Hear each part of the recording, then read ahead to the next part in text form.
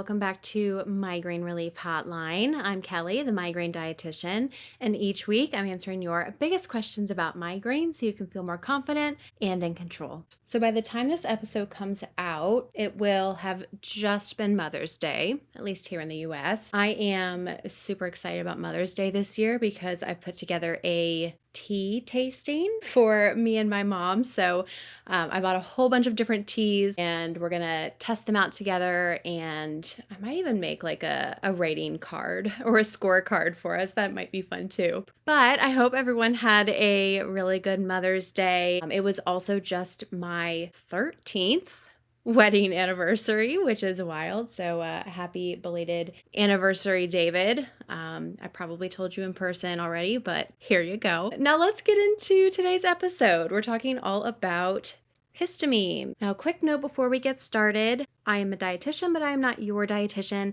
The information in this podcast is for educational purposes only and is not a substitute for medical advice. Always consult your healthcare provider before making changes to your routine. So today's question is, I believe histamine is a major player in my migraine experience. I find it truly difficult to find foods that are healthy and nourishing for my gut without having a high histamine load. And I, like you, don't believe in restrictive diets as the answer. Any tips? Great question. And I love that you're looking for ways to manage this without restricting your diet long term, because that's definitely the way to go. This is a really good follow-up to last week's episode about tyramine, because the overall idea is the same, where we're looking at a histamine bucket like we were looking at a tyramine bucket last week, but we want to expand that same thing. So the only thing impacting this isn't just food. It's so many other things, but let's get into it. Let's start by talking first about what histamine intolerance even is. So histamine is a natural compound that's involved in immune function. It's also involved in digestion, brain signaling. So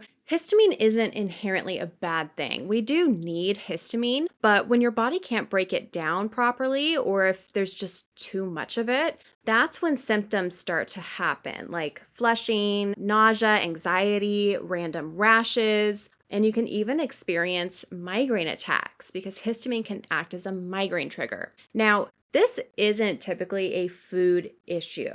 It's a threshold issue or a tolerance issue, okay? So when histamine load is high, whether again it's from diet, stress, hormones, gut imbalances, whatever the situation is, and clearance is poor, so you've got too much and you can't get rid of it, that's when symptoms start to show up. Now, why does histamine build up? Let's talk about that next. It's not just about what you eat. So let's zoom out from the food list for a second. There are a lot of reasons your body might struggle with histamine. So here are some of the biggest contributors that you can think about and address to help improve your reaction to histamine.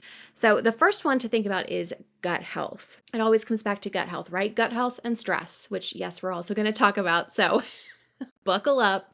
But when it comes to gut health, you have an enzyme called DAO.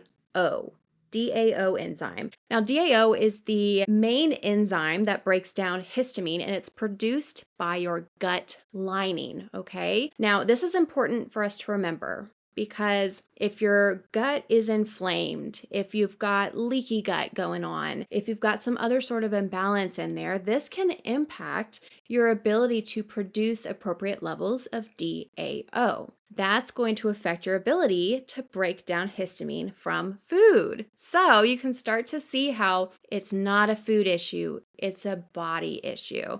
So this is just one great example of that. The next thing to think about is hormone fluctuations. So estrogen and histamine have a relationship with one another. When one goes up, the other one tends to go up. So when estrogen goes up throughout the cycle, histamine tends to go up with it. So if you feel like you have a cyclical histamine issue, so if it only gets worse at certain points in your cycle when estrogen tends to be high, then you might have a histamine issue, either with your ability to handle this elevated level of histamine that comes along with elevated estrogen, or It can even be that you've got too much estrogen, and that's kind of spurring on excess histamine production. So, lots to look into there, but when you start to see that cyclical nature, that's when we start to think hormones. And then we're going to go back to stress, chronic stress, nervous system load. This impacts histamine as well. So, when you're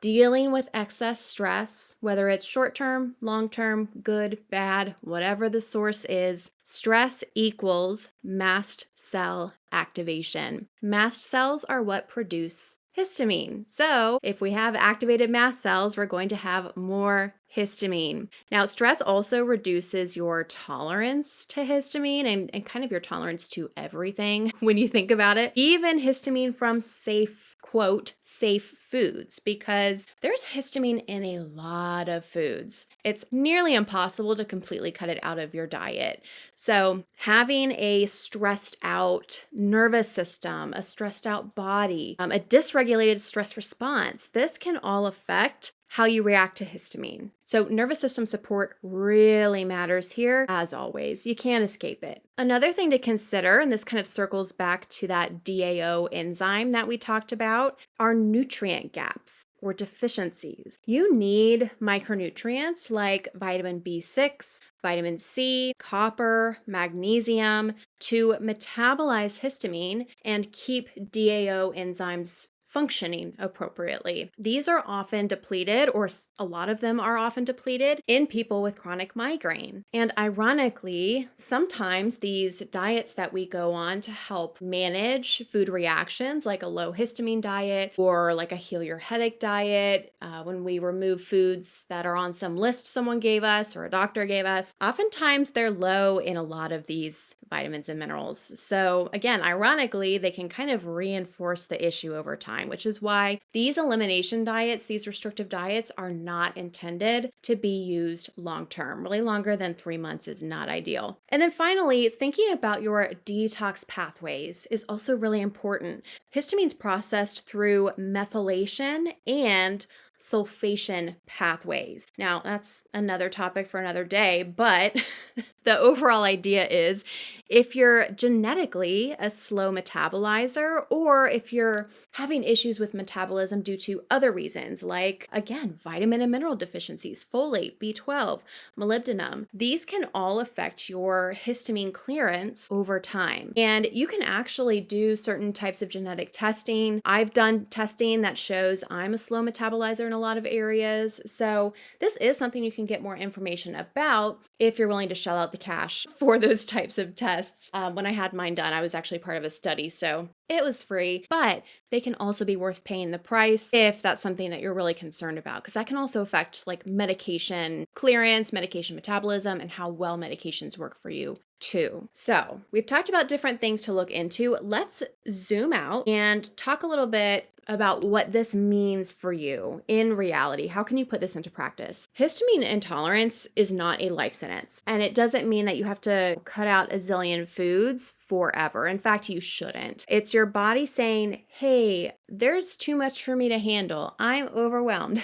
I need help. So we just have to listen and play detective a little bit to figure out what's going on. So instead of thinking restriction, think, how can I support my body so it can handle more things with ease?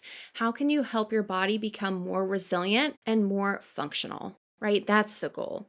That often looks like adding things in, not removing things. So this could involve gently supporting gut repair. There are lots of things you can do under that umbrella, increasing the diversity of your diet, supporting digestion, making sure you're chewing your food appropriately and not stressed during meals. You can work on calming your nervous system, breath work, getting out in nature, allowing yourself recovery time, not feeling guilty for resting, which I know is a struggle for a lot of us. You can support your detox pathways. So making sure you're getting plenty of leafy greens, making sure you're staying hydrated, that you're breathing appropriately. So not taking like shallow, anxious breaths that can affect detoxification, and then nourishing your body with foods you can tolerate now, and then slowly increasing variety. So playing around with foods that you can add back in and not staying on these diets forever. Because again, that's only going to worsen the issue over time. It helps in the short term to alleviate symptoms, but it is not a long-term solution, okay? Now, this all applies to histamine intolerance. It's a little bit different if you're someone with MCAS or mast cell activation syndrome.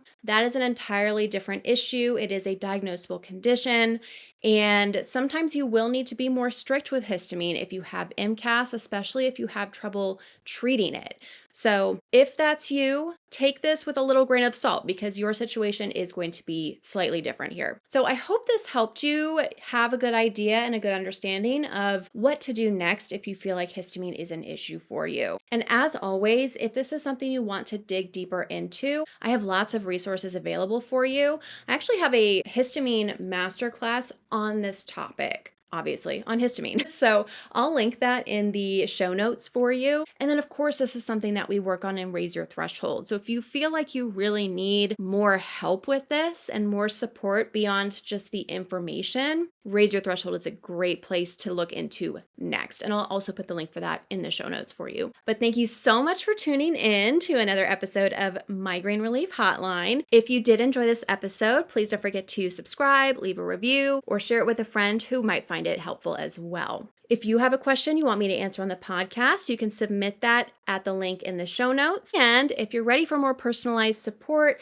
and a deep dive into issues like histamine intolerance, gut-brain imbalances, nervous system dysfunction, and how it relates to migraine, you are more than welcome to join us in Raise Your Threshold. I would love to help you build your resilience and raise your migraine threshold alongside you. So the link to that is always in the show notes as well. Thank you again for listening, and I will see you next week. Bye.